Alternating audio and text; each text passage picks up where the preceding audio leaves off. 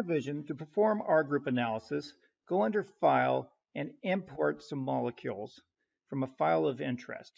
In this particular case, I am importing a subset of molecules from the Kimball database. These are 21 molecules that have an associated activity with them.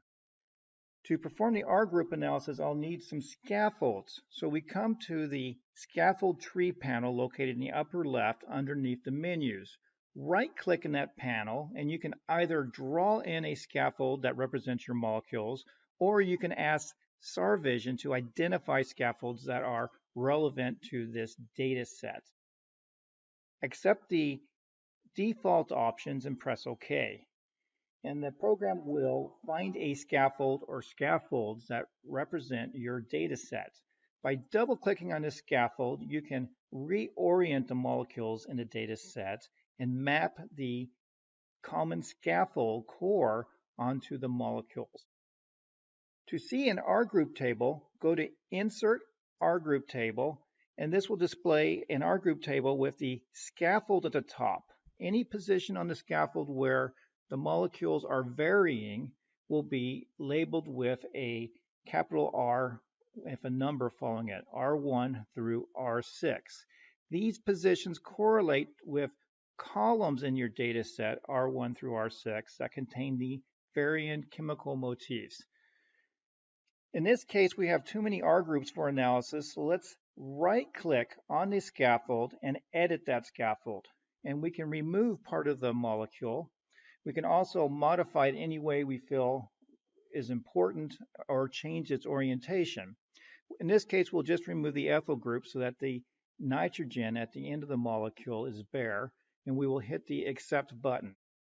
Now, when we double-click on that scaffold again and rebuild the R group table, we only have 4 R groups. We consolidated the 3 R groups associated with that nitrogen into a single R group, R1. So now we have a cleaner R group table to analyze than we had in the previous case. Now that we have the table, we can double-click on columns to sort them. In this case, I sorted the activity such that the most active molecules are located at the top and the least active at the bottom. I can right-click on the header and I can perform a heat map.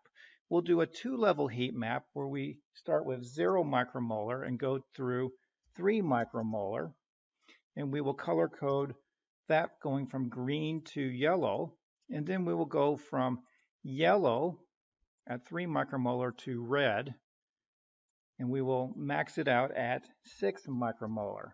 So in this case, the good molecules, the most potent molecules, will be green, and the least active, we'll color those red, will be red. Anything at 6 micromolar or greater will be red. And when I hit OK, we have a column that is heat mapped from green to red, most active to least active.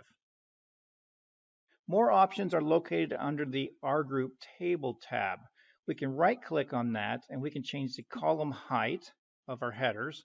So columns that have long names, we can make them wrap cleanly into a nice column. We can go under columns and hide columns that are not of interest to us. We can sort multiple columns at a time, or we can export to different programs. For this example, we'll export quickly to Microsoft Word. We have a pop-up to select columns. We will show the R groups and the 3 Kimball columns, and I'll hit OK, and this will export to Word. So in the span of a few minutes, we have loaded in a set of molecules of interest, identified a core, created an R group table, and we've exported into report format. The Word table mirrors almost exactly the R group table that you had in your program, except that you can now print this out or submit it in a quarterly report or a patent. For more advanced R group analysis, we can add a second table called the comparative substituent analysis. So under Insert, comparative substituent analysis, we add a third view to our program. And double-clicking on our scaffold will cause that table to build. What this table shows are pairs of molecules that vary at only a single position between them. All parts of the molecules are identical except for one position. And these are centered on a common scaffold. So these are scaffold-centered molecular pairs. So on each row is the first molecule and the second molecule, color-coded by scaffold and by the varying position, a column showing the R groups and how they're changing, and then properties in the following fields. So we can click on the activity that we're interested in. Because the column name is very long, we can turn off the column name by clicking the Show Column Names so that we can see activities in our table.